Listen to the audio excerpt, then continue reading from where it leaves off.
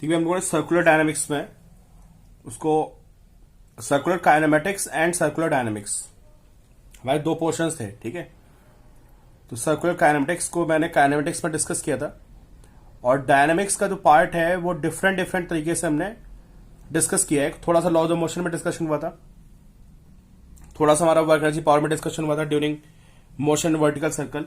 ठीक है, अभी कुछ पॉइंट्स बचे हुए हैं इसमें मोशन है उसमें सर्कुलर डायनामिक्स में। ठीक है, तो जो कुछ इंपॉर्टेंट कॉन्सेप्ट्स बचे हुए हैं, तो आज मैं इस वीडियो में आपसे सर्कुलर डायनामिक्स का इंपॉर्टेंट कॉन्सेप्ट डिस्कस करने वाला हूं। ठीक है, बहुत इंपॉर्टेंट पॉइंट्स हैं, इनको प्लीज आप लास्ट तक देखिएगा और प्रॉपर नोट्स बना के इनको आपको रखना है। ठीक है, तो सबसे पहले आपको याद होना चाहिए कि मैंने आपको सर्कुलर काइनेमेटिक्स में बताया था। थोड़ा सा पॉइंट एक बार रिवाइज कर लेते हैं कुछ बातें कि दो तरह की मोशन होती है सर्कल में, uniform circular motion. In uniform circular motion, अगर हम यूनिफॉर्म सर्कुलर मोशन की बात करें तो यूनिफॉर्म सर्कुलर मोशन में जो हमारा ओमेगा होता है कांस्टेंट होता है, मतलब उस पार्टिकल की जो एंगुलर वेलोसिटी होती है वो कांस्टेंट रहती है, या बोले तो पार्टिकल की स्पीड क्या रहती है, स्पीड इज कांस्टेंट। ठीक है, और दूसरी हमारी होती थी नॉन यूनिफॉर्म सर्कुलर मोशन, और नॉन यूनिफॉर्म सर्कुलर मोशन में क्या होता था पार्टिकल की स्पीड वेरिएबल होती थी, नॉट कांस्टेंट। ठीक है, और यूनिफॉर्म और नॉन यूनिफॉर्म में जो मेन डिफरेंस होता था वो एक्सेलेरेशन का होता था, है ना। जो हमारी यूनिफॉर्म सर्कुलर मोशन होती थी, यूनिफॉर्म सर्कुलर मोशन, वहां पे हमारा एक्सेलेरेशन जो है सेंट्रीपिटल होता था, जिसकी वैल्यू आती थी v²/r। v को हम आर ओमेगा भी लिख सकते हैं, तो आर ओमेगा का square upon R, and this is R omega square. This is centripetal acceleration. और ये कहां पे काम करता था यूनिफॉर्म सर्कुलर मोशन में, टुवर्ड सेंटर काम करता था, this is called centripetal acceleration. लेकिन अगर आपकी पार्टिकल की स्पीड साथ में कोई पार्टिकल सर्कुलर मोशन में घूम रहा है और उसकी स्पीड बढ़ रही है या कम हो रही है, ठीक है, तो इफ स्पीड इज इंक्रीजिंग, उस केस में क्या होगा कि यहां पे दो एक्सेलेरेशन होंगे, एक टुवर्ड सेंटर एसी होगा, और क्योंकि इसकी स्पीड बढ़ रही है तो इसलिए यहां पे एक एक्सेलेरेशन होगा टेंजेंशियल। ठीक है, और टेंजेंशियल एक्सेलेरेशन को हम कैसे डिफाइन करते थे, इसको हम डिफाइन करते थे rate of change of speed. This is rate of change of speed which is along tangential direction, and we have AC which is along central direction. ठीक है, तो एसी मतलब हमेशा में जरूरत पड़ती है, अगर सर्कुलर मोशन हो रही है तो AC is always needed. Without AC circular motion not possible. और एसी का मेन काम क्या होता था, to change direction of velocity. जो वेलोसिटी की डायरेक्शन चेंज हो रही है, that is because of AC. ये सब बातें मैं आपसे डिस्कस कर चुका हूं। ठीक है, अब मैं न्यूटन सेकंड लॉ भी पता है कि अगर किसी बॉडी में एक्सेलेरेशन है तो देयर मस्ट बी फोर्स। तो सर्कुलर मोशन में वही कहानी होती है कि सर्कुलर मोशन में there must be force toward centre which is MAC, mass into acceleration. ठीक है, ये फोर्स होना चाहिए टुवर्ड सेंटर, तभी आपकी सर्कुलर मोशन पॉसिबल है। ठीक है, तो अब पहला केस देखते हैं, स्ट्रिंग का केस। मैं आपको पहले करा भी चुका हूं। कोई स्ट्रिंग में अगर कोई पार्टिकल ऐसे सर्कुलर मोशन कर रहा है ना, तो इसमें एक अंदर की तरफ फोर्स आएगा, सेंट्रीपिटल फोर्स, और उसका फॉर्मूला आपको पता है mv²/r। ठीक है, और ये फोर्स कहां से आएगा, जो इस पार्टिकल पे टेंशन होगी, वो टेंशन ही आपकी क्या बन जाएगी, वो आपकी बन जाएगी सेंट्रीपिटल फोर्स। तो टेंशन इस केस में आपको क्या प्रोवाइड करेगा, सेंट्रीपिटल फोर्स प्रोवाइड करेगा। ठीक है, एंड सिमिलरली अगर आप किसी सरफेस पे चल रहे हैं, जैसे आप इस सरफेस पे चल रहे हैं, ठीक है, ये कोई सर्कुलर पाथ है, ये सरफेस है, यहां पे कोई पार्टिकल से मूव कर रहा है, तो इस पे क्या होता है, जो नॉर्मल एक्शन लगती है वो इसको क्या करती है, सेंट्रीपिटल फोर्स प्रोवाइड करती है। ठीक है, जैसे ये सर्कुलर पाथ हो गया ना, ऐसा पार्टिकल घूम रहा है, जो नॉर्मल एक्शन होगी वो उसको क्या करेगी, ये आपको देगी सेंट्रीपिटल फोर्स। ठीक है, चलिए कुछ बेसिक से कॉन्सेप्ट देखते हैं हम लोग, इंपॉर्टेंट प्रॉब्लम्स, ठीक है, कॉन्सेप्ट्स। मैं आपको पहले भी करा चुका हूं, ठीक है, एक बार फिर करा देता हूं, 2 मिनट के क्वेश्चन है। अब पहला जो मैं आपको क्वेश्चन करा रहा हूं, ये जेई में आया हुआ क्वेश्चन है।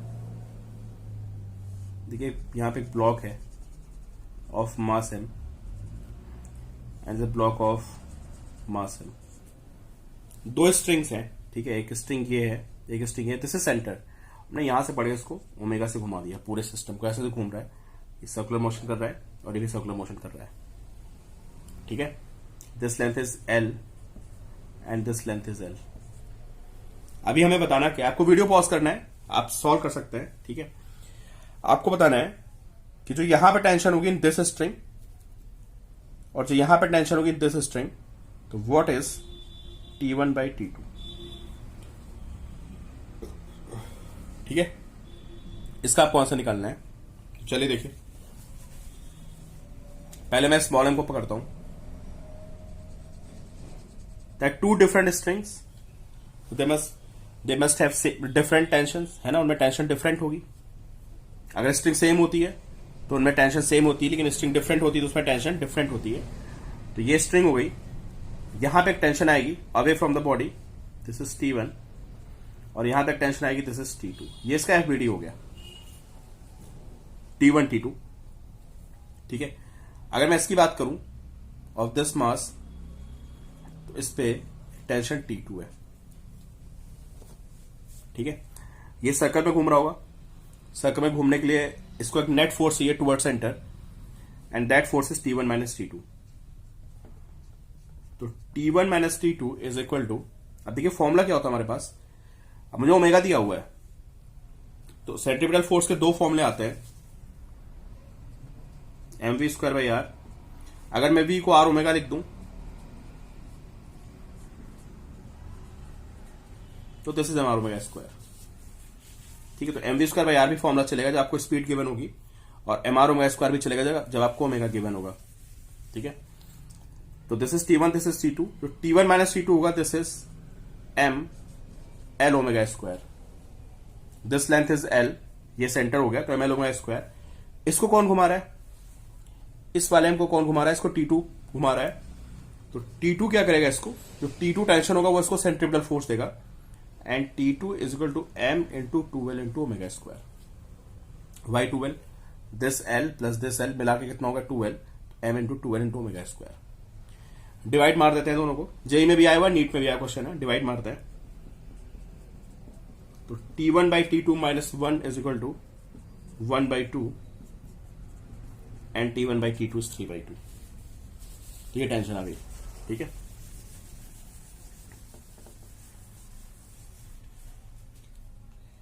नेक्स्ट मैंने आपको क्वेश्चन कराया था, देखिए दोबारा फिर करवा देता हूं, सब उसमें वर्क पावर एनर्जी भी कराया था मैंने आपको। यहां से पार्ट को मैंने छोड़ दिया, ठीक है। ये स्ट्रिंग है, दिस मास इज m, ये यहां से घूम सकती है, इसको छोड़ दिया ऐसे। तो जब ये लोएस्ट पॉइंट पे आएगा तो आपको टेंशन फाइंड करनी है इन द स्ट्रिंग। क्लास में कराया था मैंने, कुछ बच्चे भूल गए होंगे, तो एक बार मैं थोड़ा सा इसमें वीडियो में दोबारा आपको बता देता हूं। Tension T and this mg in downward direction. ये पार्टिकल यहां से यहां आएगा। अब बहुत से बच्चे यहां पे T और mg को बैलेंस कर देते हैं। मैं आपको बता दूं T और mg बैलेंस नहीं है, क्योंकि सर्कुलर मोशन हो रही है, यहां पे एक स्पीड होगी, ठीक है, इसकी वेलोसिटी की डायरेक्शन चेंज हो रही है, तो यहां पे एक एक्सेलेरेशन होगा टुवर्ड सेंटर। तो अगर इस डायरेक्शन में एक्सेलेरेशन है तो हमारे T और mg बैलेंस नहीं हो सकते, ठीक है। ये ऊपर नीचे नहीं जा रहा है, ठीक है, ऐसा नहीं कि कोई ऊपर नीचे जा रहा है तभी उसमें एक्सेलेरेशन होगा, कोई सर्कुलर मोशन घूम रहा है तब भी वहां पे एक्सेलेरेशन होता है। तो जब ये यहां से यहां आएगा तो हमें यहां पे टेंशन फाइंड करनी है। तो देखिए इक्वेशन क्या बनेगी, T minus mg is mv²/l, this length is l, this length is l। तो T is mg plus mv²/l। मुझे v मिल जाए तो मेरा काम हो जाएगा। यहां से यहां में पोटेंशियल का लॉस हुआ है mgl, लॉस कहां गया है, लॉस गया हाफ mv² में, और यहां से v की वैल्यू आएगी √2gl। इसकी वैल्यू यहां पुट करेंगे v के प्लेस पे √2gl, तो आपको मिलेगा T is 3mg। ठीक है, इसी क्वेश्चन को मैंने डिफरेंट तरीके से क्लास में कराया था कि ये एक बाउल है, ठीक है, फिक्स्ड बॉल, ठीक है। अब मैंने यहां पे छोटी सी बॉल को छोड़ दिया है, ये बॉल ऐसे भागती हुई आ रही है। At this point find normal action, इसका रिजल्ट भी 3mg आएगा, बिल्कुल सेम क्वेश्चन है। तो n in upward direction, mg in downward direction, ये बॉडी घूमती हुई आ रही है, तो इस पॉइंट पे एक्सेलेरेशन होगा toward centre.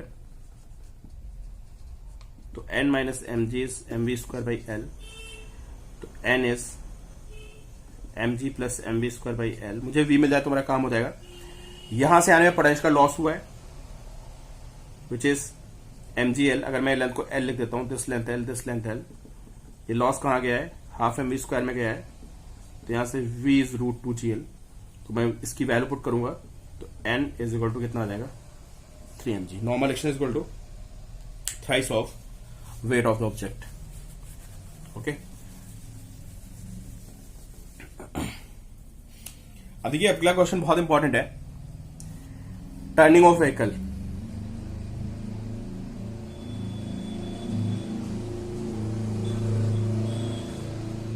Turning of vehicle, ठीक है।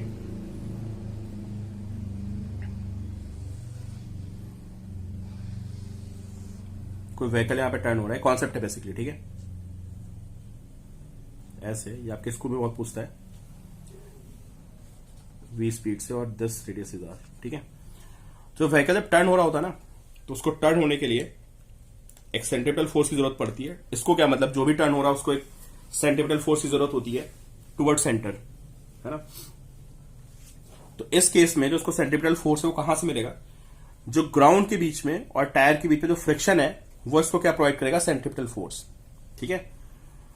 तो यहां पे जो सेंट्रीपिटल फोर्स आएगा फ्रिक्शन से आएगा, और फ्रिक्शन इसको क्या देगा, mv स्क्वायर बाई r। आप सबको पता है कि फ्रिक्शन एक लिमिटेड होता है, एक लिमिट को एक्सीड नहीं कर सकता है, that is called limiting friction. तो limiting friction will be mu s n, this mv square by r। n को मैं mg लिख सकता हूं, तो mu s mg is mv square by r। यहां से आपको पता चलेगा, मतलब इससे ज्यादा फ्रिक्शन आ ही नहीं सकता, पता है, this is at max limit, इससे ज्यादा आपको फ्रिक्शन मिल ही नहीं सकता है। तो अगर आपको सेफ टर्न करना है, तो जो आपको mv स्क्वायर बाई r, जो आपको सेंट्रीपिटल फोर्स है वो यहां से मिल रहा है, तो this value should be less than mu s n। इतने फोर्स की आपको नीड है mv स्क्वायर बाई r घूमने के लिए। वो प्रोवाइड कौन कर रहा है, वो फ्रिक्शन प्रोवाइड कर रहा है। फ्रिक्शन की ये एट मैक्स लिमिट है, तो आपकी जो रिक्वायरमेंट है that should be less then the available limit. This is maximum available force between car and the ground, between tyre and the ground. आपको अपनी लिमिट उससे कम रखनी पड़ेगी। तो यहां से आपको पता चलेगा कि v should be less than under root mu s r g। N आपको पता है ना, एन mg के इक्वल होता है ग्राउंड पे। This is safe turning limit, ठीक है।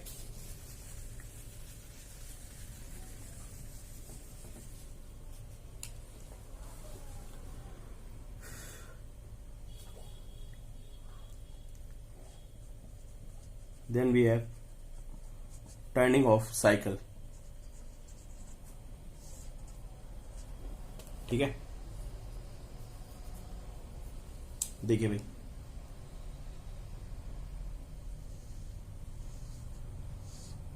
ये साइकिल होगी, ठीक है, और एक बंदा इसको सर्कल पे घुमा रहा है। आप सबको पता है जब साइकिल से आप घूमते हो, है ना, तो आपको कुछ एंगल यहां पे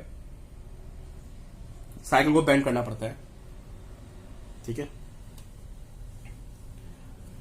बेंड करने से होता क्या पता है, जब साइकिल को ऐसे बेंड करते हो ना, तो ये जो पॉइंट है इसमें एक बाहर की टेंडेंसी आ जाती है, स्लिप करने की टेंडेंसी। तो अगर इसमें बाहर से यार कोई चीज ऐसे रखी है, ठीक है, ऐसे है, आप इसको ऐसे कर दो तो किधर स्लिप करेगी, ऐसे स्लिप करेगी। साइकिल के केस में भी यही होता है, जब साइकिल को चला रहे होते हो, जब साइकिल को ऐसे करते हो आप, तो जो ये वाला पॉइंट है लोएस्ट पॉइंट, ये इधर स्लिप करने की टेंडेंसी आती है, तो इसमें इधर स्लिप करने की टेंडेंसी आएगी इस तरफ, तो फ्रिक्शन कहां लगेगा, फ्रिक्शन अंदर की तरफ लगेगा। और वही फ्रिक्शन आपको क्या करता है, सेंट्रीपिटल फोर्स प्रोवाइड करता है। तो साइकिल का मैंने 2D में डायग्राम बनाया है कि साइकिल जा रही है ऐसे, तो पॉइंट बाहर स्लिप करने की कोशिश करेगा। ये पॉइंट बाहर स्लिप करने की कोशिश करेगा तो इसमें फ्रिक्शन कहाँ आएगा, फ्रिक्शन इसमें अंदर की तरफ आएगा, ठीक है। और एक इस पे नॉर्मल एक्शन आएगा, फ्रिक्शन एंड नॉर्मल एक्शन, और जो दोनों का रिजल्टेंट होगा वो ऐसे पास करेगा। अब ये आपको मैं बता रहा हूं रिजल्टेंट ऐसे पास करेगा, ठीक है। ये पॉइंट थोड़ा सा it can be explain only on the basis of circular dynamics, I mean rotational motion, ठीक है। टॉर्क के बेसिस पे वी कैन एक्सप्लेन। अगर मैंने टॉर्क नहीं पढ़ा है तो इस पॉइंट को मैं सीधे भी लर्न कर लेना है कि जो हमारा फोर्स होता है वो बिल्कुल इसके जो बंदा जो उसका सेंटर ऑफ मास होगा ना, किसका, मैन प्लस साइकिल का जो सेंटर ऑफ मास होगा, फोर्स बिल्कुल सेंटर ऑफ मास से पास करेगा। मैंने इस फोर्स को आर लिख दिया, ठीक है। This is net force from the ground. What is R? R is net force from ground, ठीक है। अब ग्राउंड से दो फोर्स आएंगे, देखिए जो ये पॉइंट ऑफ कांटेक्ट है, यहां पे दो फोर्स आएगा। एक तो ग्राउंड से आएगा नॉर्मल एक्शन ऊपर की तरफ, और एक आएगा फ्रिक्शन। इनके रिजल्टेंट को मैं नेट फोर्स बोल रहा हूं, समझे। जो फ्रिक्शन इधर आ रहा है, नॉर्मल एक्शन इधर आ रहा है, इसके रिजल्टेंट को मैं बोल रहा हूं net force, that is R. तो हो क्या रहा है, जो आर कॉस थीटा है ना, वो हमारा नॉर्मल एक्शन हो जाएगा। समझ रहे हो आप बात? ग्राउंड से एक नॉर्मल एक्शन आ रहा है, एक आ रहा है, दिस इज नेट फोर्स। अभी मैं नॉर्मल एक्शन को, फ्रिक्शन को नेट फोर्स के टर्म में लिख रहा हूं। तो R cos theta is N, और आप सबको पता है जो एन एस के एमजी को बैलेंस करेगा, विच इज एमजी, ठीक है। और जो आर साइन थीटा होगा वो हमें क्या प्रोवाइड करेगा, जो आर साइन थीटा आएगा, this is equal to friction, और वो हमको क्या देगा, वो हमको देगा mv²/r। क्योंकि जब आप साइकिल से ऐसे टर्न मार रहे हो तो आपको एक सेंटीमीटर फोर्स चाहिए toward centre, which is equal to mv²/r। अगर मैं दोनों इक्वेशंस को डिवाइड मार दूं, this is second and this is first, तो मैं डिवाइड मारूंगा तो r sin theta by r cos theta, this is tan theta, and tan theta is mv²/r upon mg, which is v²/rg, this is tan theta. तो ये आपका angle होगा cycle का, किसके साथ, विद द वर्टिकल। ये एंगल बनाना पड़ेगा जब आपकी साइकिल 20 स्पीड से घूम रही है, ठीक है। इंपॉर्टेंट रिजल्ट है, स्टैंडर्ड रिजल्ट है, हमें याद रखना है इसको।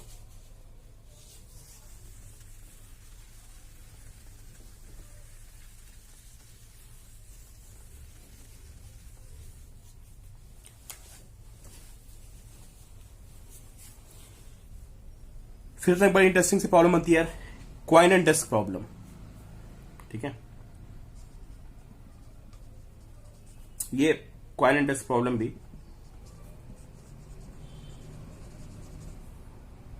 स्लिपिंग ऑफ कार की तरह है, ठीक है। देखिए भाई, एक डिस्क है, ठीक है, और ये ऐसे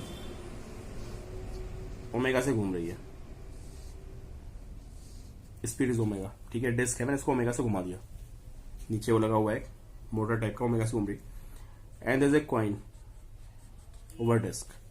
बहुत इंपॉर्टेंट कॉन्सेप्ट है, इस पे बहुत सारे आपको क्वेश्चंस मिलेंगे, ठीक है।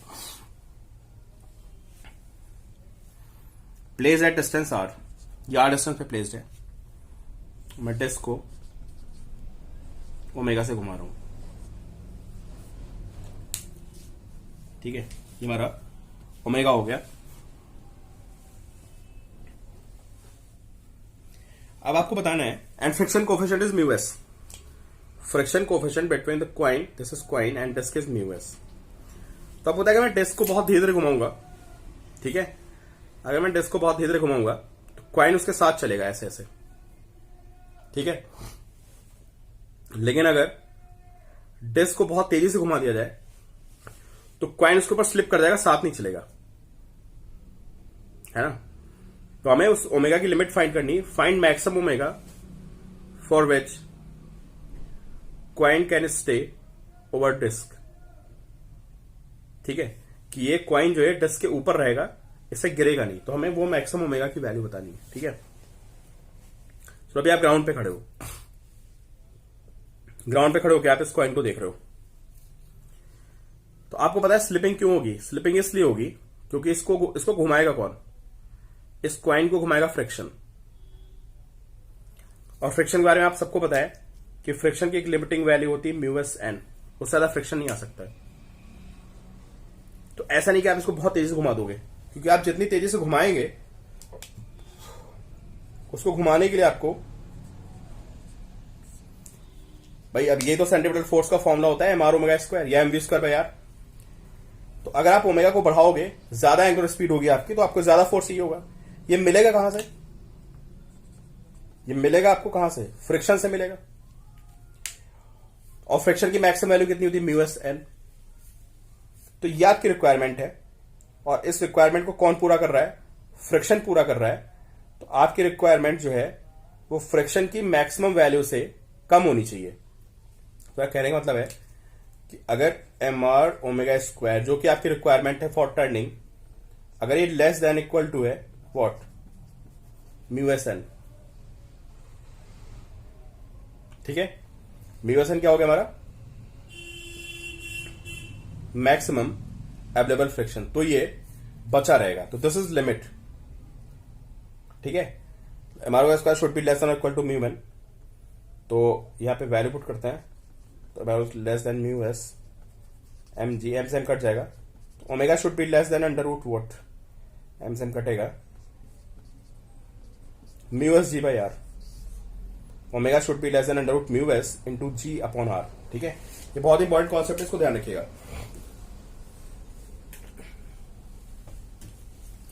अब जैसे सेंट्रीपिटल फोर्स होता है ना, वैसे एक सेंट्रीफ्यूगल फोर्स होता है, that is called pseudo force. ठीक है, आप सबको पता है सूडो फोर्स कब आता है? सूडो फोर्स तब आता है जब ऑब्जर्वर खुद क्या कर रहा हो? एक्सेलेरेट कर रहा हो, उस केस में सूडो फोर्स आता है। ठीक है, तो सपोज करो इसी क्वेश्चन को मैं इस कॉइन के ऊपर बैठ के सॉल्व करूं। इस कॉइन के ऊपर बैठ गया मैं, ठीक है। तो अब बताइए क्या होगा अगर मैं यहां से इसका वीडियो बनाऊंगा? इस पे एक सूडो फोर्स लगेगा, कितना? भाई इसका एक्सेशन किधर है? इसका एक्सेशन अंदर की तरफ है, इसका एक्सेशन अंदर की तरफ है। तो आपको पता है जब एक्सेशन अंदर की तरफ होगा तो ऑब्जर्वर अगर इसके ऊपर बैठा है तो उसका एक्सेशन भी अंदर की तरफ होगा। और सूडो फोर्स हमेशा कहां लगता है? जिधर आपका एक्सेशन होता है उसके ऑपोजिट। तो यहां पे एक बाहर की तरफ सूडो फोर्स लगेगा, एम ए के इक्वल लगता है pseudo force, that's M R omega square. अब ये सूडो फोर्स को बाहर फेंकेगा, इसको रोकेगा कौन? इसको रोकेगा फ्रिक्शन। जब इसके ऊपर बैठ के एक्सप्लेन करोगे तो आप बोलोगे कि भाई इस कॉइन पे एक सूडो फोर्स लग रहा है बाहर की तरफ, जिसको हम सेंट्रीफ्यूगल फोर्स भी बोल सकते हैं, सूडो फोर्स को, एम आर ओमेगा स्क्वायर। और इसको रोकने के लिए म्यू एस एन है। तो अगर आप ओमेगा बढ़ाओगे तो सूडो फोर्स बढ़ता जाएगा, ये एक लिमिट से बढ़ नहीं पाएगा। तो जैसे ही एम आर ओमेगा स्क्वायर की वैल्यू म्यू एस एन से ज्यादा होगी, ये कॉइन किधर भागेगा? बाहर की तरफ स्लाइड मारेगा। ठीक है,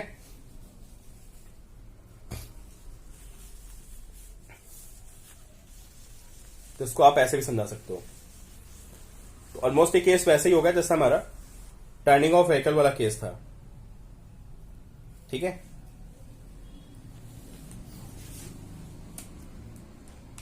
क्वेश्चन को करने के दो तरीके होते हैं, centripetal force and centrifugal force. दोनों तरीके से हम क्वेश्चन को सॉल्व कर सकते हैं।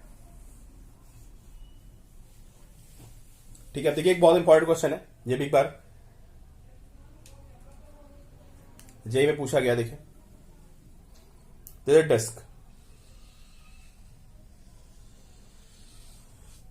ठीक है, इस डिस्क के ऊपर एक वेज रखी है, छोटी सी वेज है, very large disc of radius R, ये रेडियस आर है, this wedge is very small.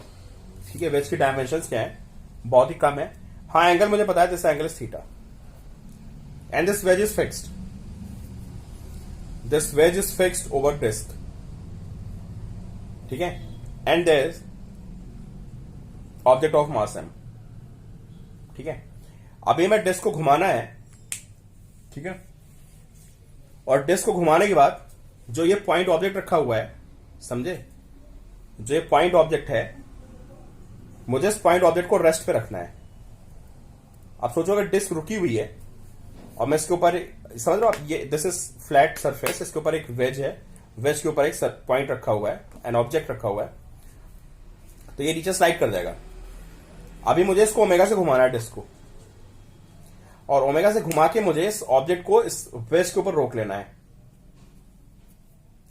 ठीक है, मुझे सिर्फ ये एंगल दिया हुआ है, dimensions of wedge are very small compare to this distance R. तो आप सोचिए भाई कितने ओमेगा से घुमाया जाए कि जिससे कि ऑब्जेक्ट नीचे ना गिरे। तो आप वीडियो पॉज करके जरा इसका आंसर निकालिए, मैं यहां पे आपको समझाता हूं। ये ऑब्जेक्ट रखा हुआ है, ये थीटा एंगल है, ठीक है। अब आप वेज के क्वेश्चन है ना, और वेज खुद एक्सेलेरेट कर रही है। क्यों, कैसे एक्सेलेरेट कर रही है वेज? जब वेज सर्कल में घूमेगी तो वेज पे एक सेंटीमीटर एक्सेलेरेशन आएगा टूवर्ड सेंटर, तो ये सेंटीमीटर एक्सेलेरेशन है, तो इसका मतलब जो वेज का फ्रेम है that is non inertial frame. और जब आप किसी नॉन इनर्शियल बॉडी पे होते हैं और आप किसी क्वेश्चन को सॉल्व करते हैं तो आपको क्या करना पड़ता है, you have to apply pseudo force. तो बहुत ही छोटा सा क्वेश्चन है, एक लाइन में आंसर आएगा, ठीक है। अब अपने आप को आप इसके साथ बिठा लो, इसके ऊपर, और इसका एफबीडी बनाओ। दिस एंड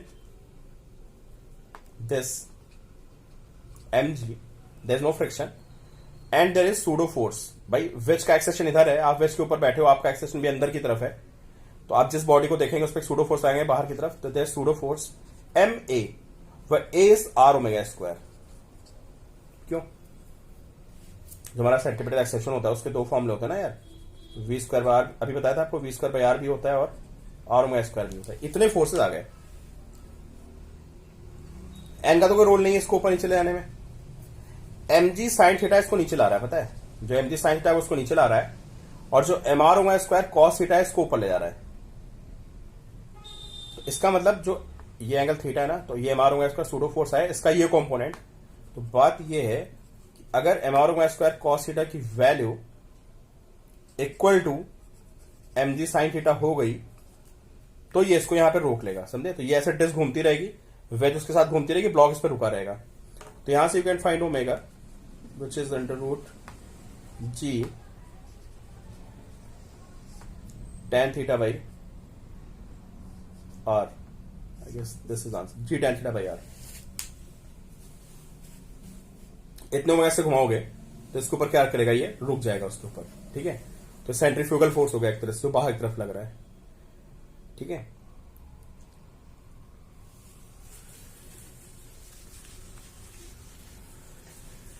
अब इसमें बड़ी इंटरेस्टिंग सी एक रोटर की प्रॉब्लम आती है, ठीक है। रोटर कॉन्सेप्ट बहुत ही इंटरेस्टिंग कॉन्सेप्ट है, ठीक है। रोटर कॉन्सेप्ट देखिए, ये एक सिलेंड्रिकल वॉल है,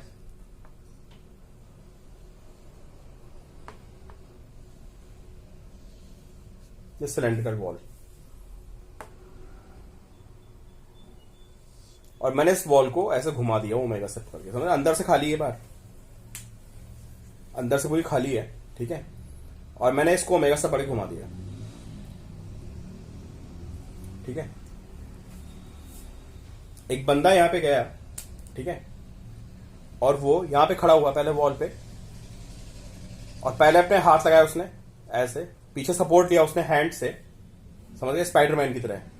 स्पाइडरमैन चिपक जाता ना दीवार से, वैसे इमेजिन करो आप, बिल्कुल वही सीन हो रहा है कि पहले बंदे ने अपने हाथ लगाए वॉल पे, और फिर धीरे से दोनों पैर उठा के ऐसे चिपका लिए, दोनों पैर उसके यहां पे आके, दोनों हाथ वो चिपक जाएगा इसके साथ, ये रोटर घूमता रहेगा और ये बंदा उसके ऊपर चिपका रहेगा, ठीक है। दोनों हाथ उसके पीछे लगे होंगे वॉल से, दोनों पैर भी उसके वॉल से लगे होंगे, फेस उसका सामने होगा, यू कैन इमेजिन, ठीक है। और ये बंदा स्टिक हो गया इससे, ठीक है। तो पहले सोचो ये इसको ये गिरेगा क्यों नहीं, इमेजिन करो, इसको गिरने से कौन रोकेगा, क्यों नहीं गिरेगा ये।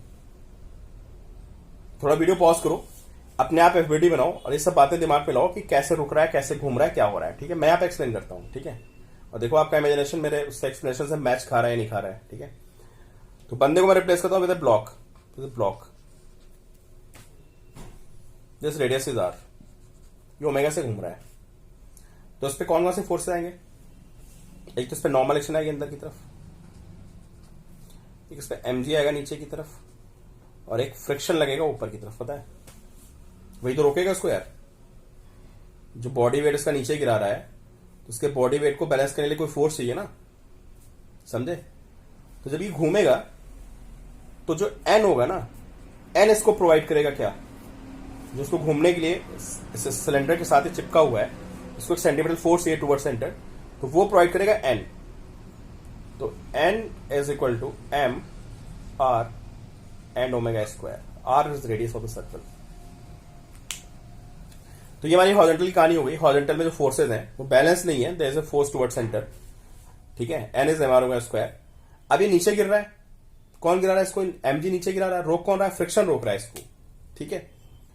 तो हमें करना क्या है? हमें करना ये है कि अगर फ्रिक्शन की वैल्यू जो हमारा एफ एस है, लिमिटिंग फ्रिक्शन, जो मैक्सिमम फ्रिक्शन आ सकता है, अगर वो ग्रेटर देन और इक्वल टू एम जी हो गया, तो ये इस बंदे के वेट को संभाल लेगा। समझ गया? मैंने लिमिटिंग लगा दिया ना, हमें जस्ट संभालने की कंडीशन पता करनी ना। ओमेगा में पता करना है कि what should be minimum value of omega. Omega की किस मिनिमम वैल्यू के लिए, for what value of omega, for minimum value of omega this man sticks with the ball, ठीक है। समझ में आई आपको बात? कि एन जो है इसको सेंटीमीटर फोर्स प्रोवाइड कर रहा है और इस एम जी को फ्रिक्शन बैलेंस कर रहा है। तो लिमिटिंग फ्रिक्शन की बात करते हैं। F S is greater, should be greater than M G. F S कितना होगा? Mu S N should be greater than M G. N कितना है? एन है एम आर ओमेगा स्क्वायर। तो mu S M R omega square should be greater than M G, ठीक है। तो यहां से आपको पता चलेगा, एम से एम कैंसिल हो गया, omega should be greater than equal to ji by mu S R. बहुत इंटरेस्टिंग सी प्रॉब्लम है, ठीक है। जो आपने देखना वेल ऑफ डेथ, जो होता है मौत का कुआं, जहां पे लोग बाइक घुमाते रहते हैं, आपने फेयर वगैरह में देखा होगा, वहां भी यही कॉन्सेप्ट होता है। जो बंदा एक वेल होता है ना, वो तो खैर टैपर्ड होता है, दिस इज, तो मैंने कुछ ज्यादा ही वो बना दिया है ना। टैपर्ड वेल होता है, उसमें बंदा बाइक और कार घुमाता रहता है ना। तो उसमें यही कॉन्सेप्ट होता है, जब बंदा बाइक और कार घुमाता है तो उस पर वेट नीचे लगता है, फ्रिक्शन उसके वेट को बैलेंस कर देता है।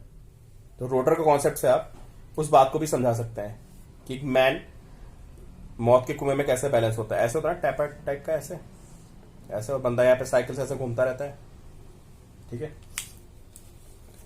तो भाई ये हमारा रोटर प्रॉब्लम हो गई। And then we have a cone problem. Then we have a cone concept, ठीक है।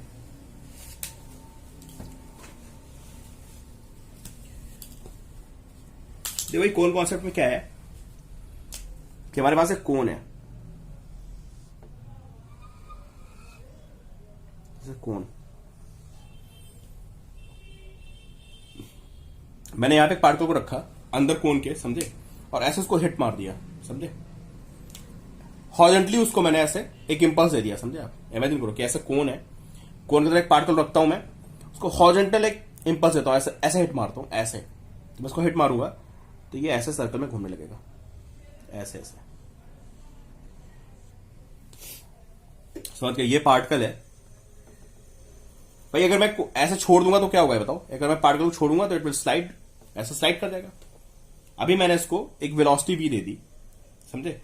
तो जैसे ये कोन है आपका, तो वो कोन के अंदर ऐसे ऐसे ऐसे ऐसे घूम रहा है। मैंने यहां पे रख के उसको ऐसे स्पीड दे दी, ऐसे। तो ऐसे ऐसे वो क्या करता रहेगा? ऐसे हॉरिजॉन्टल सर्कल में घूमता रहेगा। तो हॉरिजॉन्टल सर्कल में घूम रहा है, ठीक है।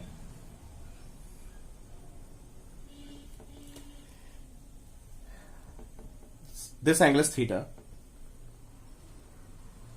This height is h। अब होगा क्या पता है? अगर मैं उसको ज्यादा स्पीड दूंगा ना तो ज्यादा हाइट पे घूमेगा, और कम स्पीड दूंगा उसको तो कम हाइट पे घूमेगा, ठीक है। This angle is theta and this h। अब आप मुझे ओमेगा बताना है, find omega, so that particle moves on A horizontal circle eight A height h from vertex of the cone. छोटा सा क्वेश्चन है यार, एक लाइन का, 2 लाइन का, आप इसको सॉल्व कर सकते हो, ठीक है। तो ओमेगा की वैल्यू बतानी है जिससे कि ये h हाइट पे घूमना शुरू कर दे। कितना ओमेगा इसको दिया जाए? चलो भाई इसका एफपीटी बनाते, देखते हैं कौन कौन से फोर्स आएंगे।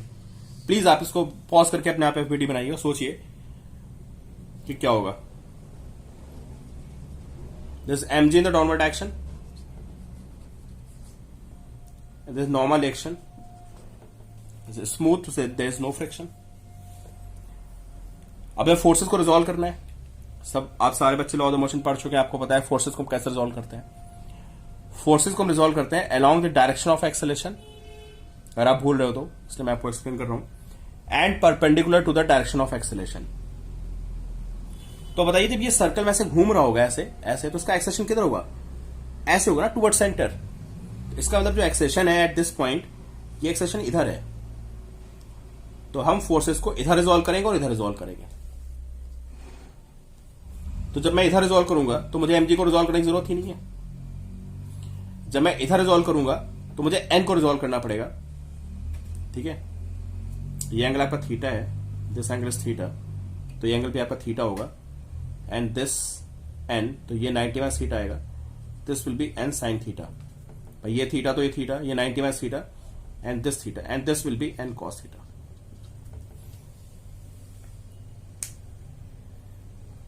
ठीक है, अभी हमें mg को रिजॉल्व नहीं करना था, देख लेना आप mg को रिजॉल्व नहीं कर सकते, क्योंकि mg को रिजॉल्व करोगे तो mg का कॉम्पोनेंट इधर आएगा। ठीक है, तो आपको रिजॉल्व किसको करना है, you have to resolve n। तो अब देखिए हो क्या रहा है, जो n साइन थीटा है वो इसके बॉडी वेट को बैलेंस कर देगा। तो n साइन थीटा इसके बॉडी वेट को बैलेंस करेगा, और जो n cos थीटा है वो क्या करेगा, वो इसको घुमाएगा सर्कल पे। तो n cos थीटा की वैल्यू कितनी आएगी, n cos theta is equal to m r omega square. ठीक है, डिवाइड मार देते हैं दोनों, tan थीटा आ जाएगा यहां से, और ये m से m कैंसिल हो जाएगा, and this is g by r omega square, ये वैल्यू आ जाएगी। ठीक है, रेडियस कितनी इसकी देखिए आप यहां से, अगर देखें ये r है, ये h है, तो r by h is tan theta, r by h is tan theta, this is r, this is h। तो tan theta is equal to g by r को मैं लिख सकता हूं h tan theta, can write h tan theta into omega square. हमें omega निकालना था। ठीक है, हमें ओमेगा की वैल्यू फाइंड करनी थी, तो यहां से ओमेगा की वैल्यू कितनी आएगी, देखिए आप, ओमेगा की वैल्यू आएगी ओमेगा स्क्वायर इसको to ji by h tan square theta. ठीक है, ओमेगा निकालेंगे तो under root g by h tan square h, मतलब ये आ जाएगी under root g by h tan square theta, ये ओमेगा की वैल्यू आ जाएगी।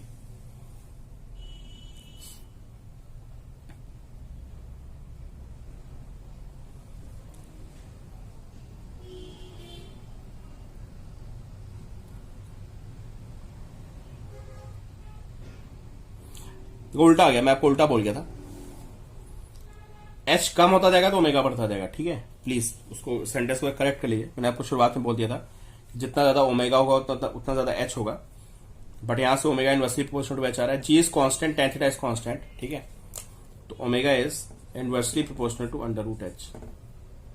एच जितना कम होगा नीचे होगा उसका ओमेगा उतना ही ज्यादा होगा, तेजी से घूमेगा वो। ठीक है, तो कौन की इंपॉर्टेंट प्रॉब्लम थी, एक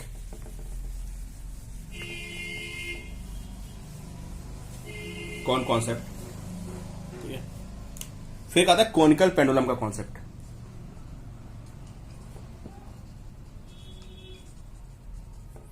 कॉनिकल पेंडुलम, ठीक है, इसमें क्या है कि एक ऐसे ऑब्जेक्ट है, दिस वर्टिकल लाइन, ठीक है, उस पेंडुलम को ऐसे पकड़ के चारों तरफ घुमा दिया, ऐसे ऐसे ऐसे।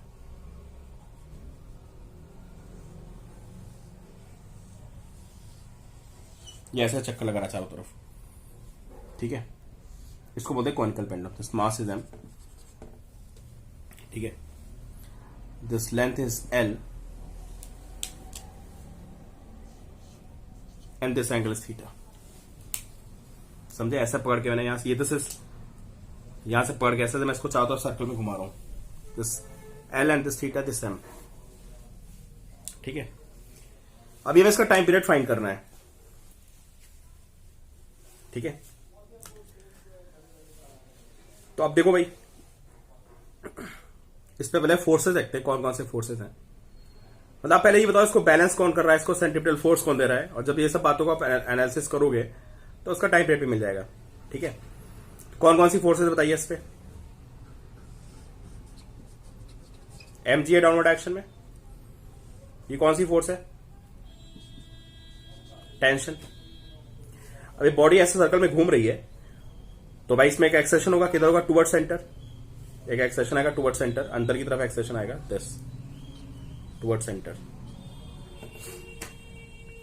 तो हमें फोर्सेस को किधर रिजॉल्व करना है, फोर्सेस को हमेशा कहां रिजॉल्व करते हैं, टुवर्ड सेंटर एंड, मतलब along the acceleration and perpendicular to acceleration, ऐसे हम फोर्सेस को रिजॉल्व करते हैं। तो हमें टी को रिजॉल्व करना है, तो this theta, this t cos theta and this is t sine theta.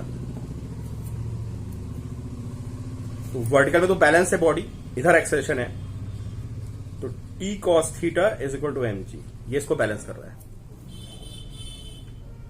ठीक है, एंड जो टी साइन थीटा है वो इसको क्या प्रोवाइड कर रहा है, सेंट्रीपिटल फोर्स। सेंट्रीपिटल फोर्स होता है एम आर ओमेगा स्क्वायर।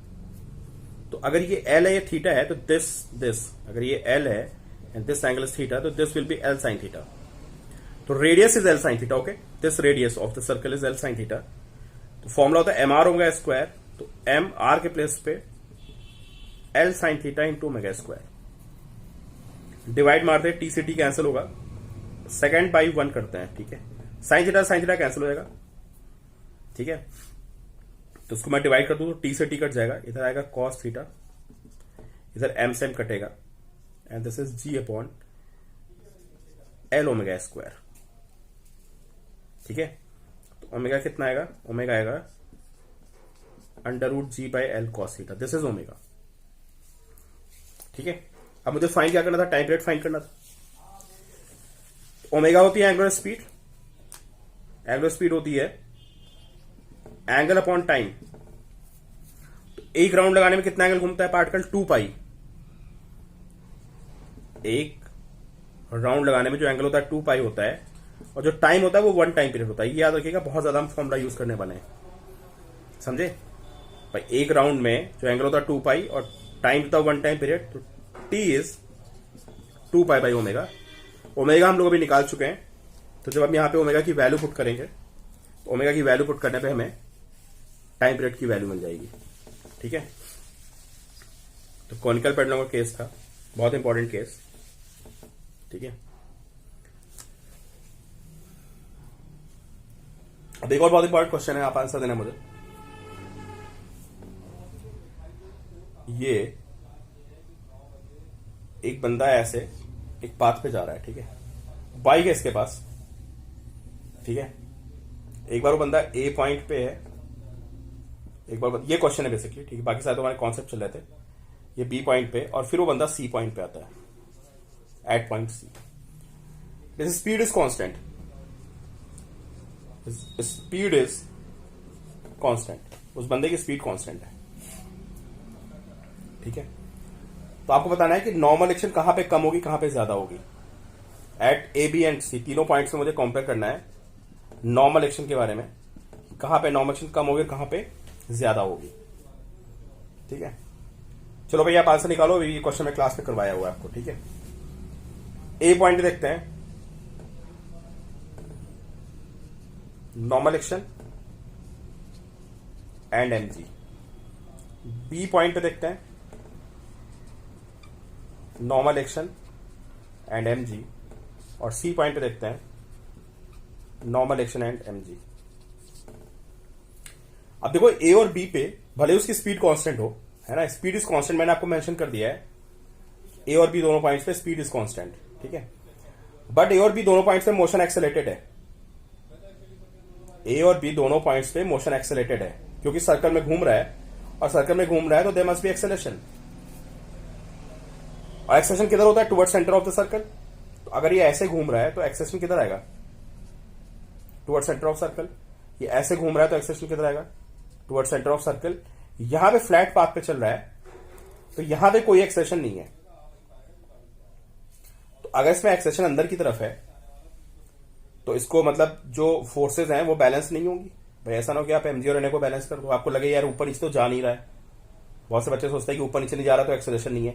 यार सर्कल में घूम रहा है ना, सर्कल में घूम रहा है तो वहां पे एक्सेलरेशन होता है टुवर्ड सेंटर। कभी फोर्सेज बैलेंस मत कर देना।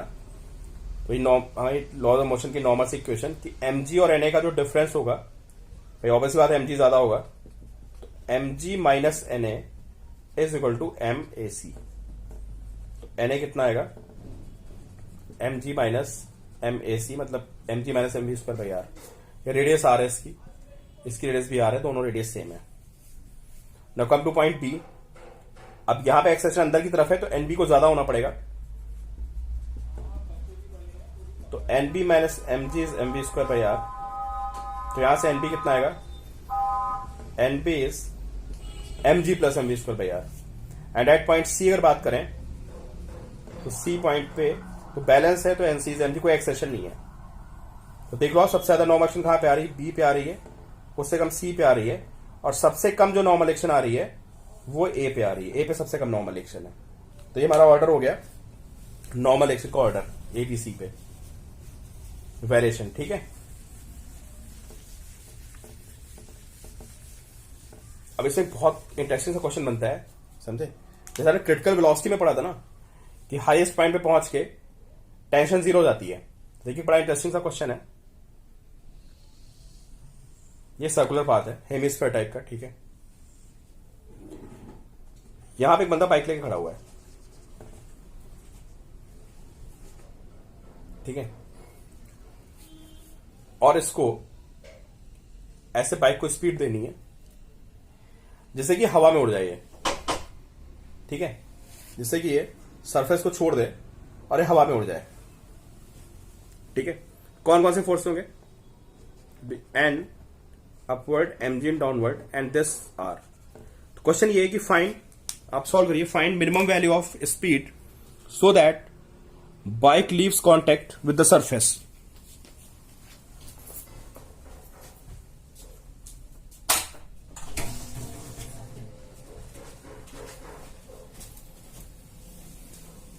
क्लियर आपको क्या फाइंड करना है? Find minimum value of speed, ये v, so that this bike leaves contact with surface. इससे कॉन्टेक्ट उसका हट जाए, वो हवा में उड़ जाए बाइक। ठीक है, तो ट्राई करो आप, देखो क्या आंसर आएगा इसका। mg नीचे n ऊपर, तो जो mg माइनस n है वो इसको प्रोवाइड करेगा सेंट्रीपिटल फोर्स। अगर धीरे जब बाइक जा रही होती, ठीक है, तो इस पे mg और n आता, अंदर की तरफ सेंट्रीपिटल फोर्स आता। अब आपको मैकेनिक्स में पता है कि अगर कहीं पे कोई सरफेस कांटेक्ट छोड़ रहा होता है तो कांटेक्ट छोड़ने का मतलब होता है वहां पे नॉर्मल एक्शन का जीरो होना। ठीक है, तो अगर मैं नॉर्मल एक्शन को जीरो पुट कर दूं तो mg is equal to m we square by r, और यहां से आपको पता चलेगा कि v is root r c. अगर इतनी स्पीड होगी तो वो पार्टिकल यहां से हवा में उड़ जाएगा। ठीक है, तो ये आप ध्यान रखिएगा डायरेक्ट रिजल्ट। इस रिजल्ट को डायरेक्टली याद रखना है कि हेमिस्फेरिकल सरफेस पे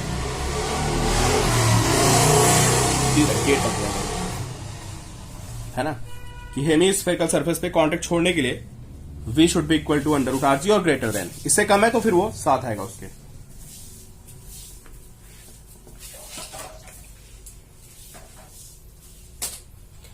last very important problem, very important problem बोले हैं, कॉन्सेप्ट बोले हैं, दिस इज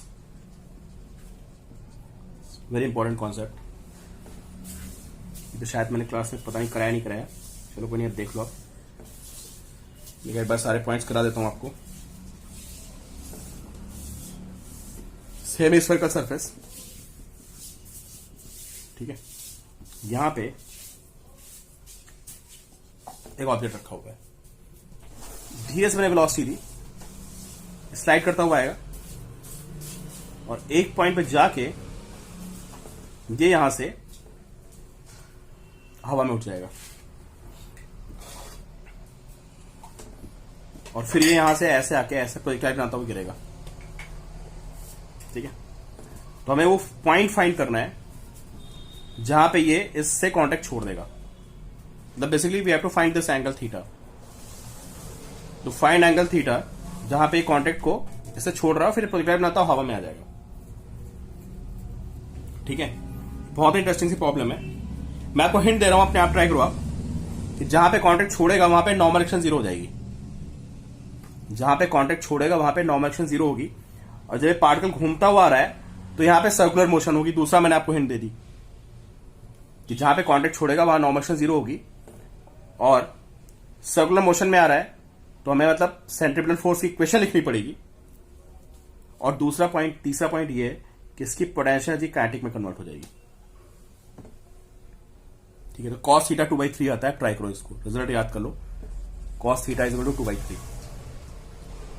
चलो भाई, तो सबसे पहले मुझे पता है कि इस पॉइंट पे कौन कौन सी फोर्सेज होगी। ये mg होगी, this theta, this mg cos theta and this n, इसका डिफरेंस होगा mg cos theta minus n। This is equal to mv square by are. ये आप सबको समझ में आ रहा होगा। This is equation 1, okay, not 2, equation 1। mg cos theta minus n, ये इसको प्रोवाइड करेगा सेंट्रीपिटल फोर्स। जहां पे कॉन्टेक्ट छोड़ेगा वहां पे n जीरो हो जाएगा। जहां पे कॉन्टेक्ट छोड़ेगा वहां पे n की वैल्यू जीरो हो जाएगी, और हम लिखेंगे mg cos theta is equal to mv square by r, या यहां से m कट जाएगा तो g cos theta is v square by are. ये बन गई हमारी इक्वेशन 1। इसको इक्वेशन 1 लिख लेते हैं, दिस इज इक्वेशन 1। अभी कौन कौन सा नोन है हमारे पास? हमारे पास एक थीटा नोन है जो हमें फाइंड करना है, और एक पास वी अननोन है। ठीक है, यहां पे n जीरो हो रहा है, मैंने कंडीशन निकाल दी। अब मुझे v फाइंड करना है। तो v फाइंड करने का आपको एक ही कॉन्सेप्ट है यार, कि अगर ये बॉडी ऊपर से नीचे उतर के आ रही है तो हम इस पर एनर्जी का कॉन्सेप्ट लगा सकते हैं स्पीड को फाइंड करने के लिए। ठीक है, देखो क्या होगा। इसको ज्वाइन करता हूं ऐसे।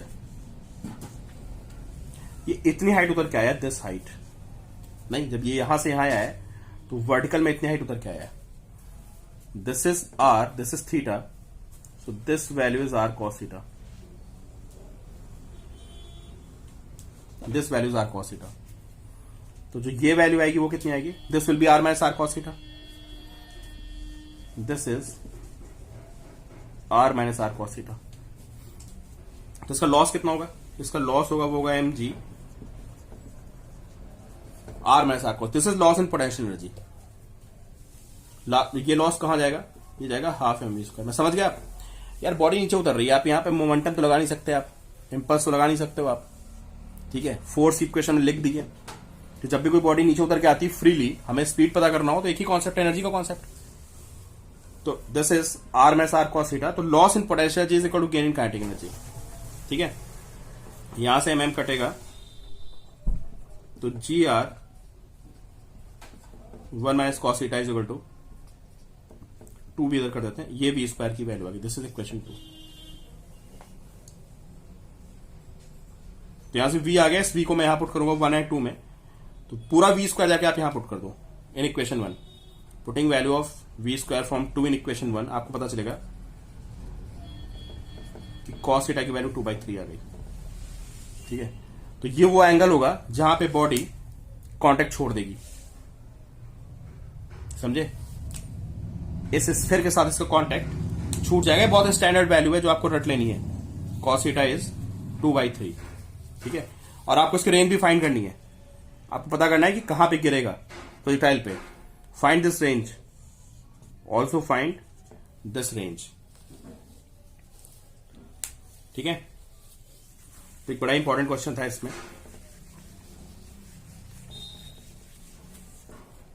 चलिए वीडियो देखिए आप, इतने सारे कॉन्सेप्ट बताएं, इनको एक बार समझिए आप, और मैं आपको शीट भेजता हूं इस पर। ठीक है।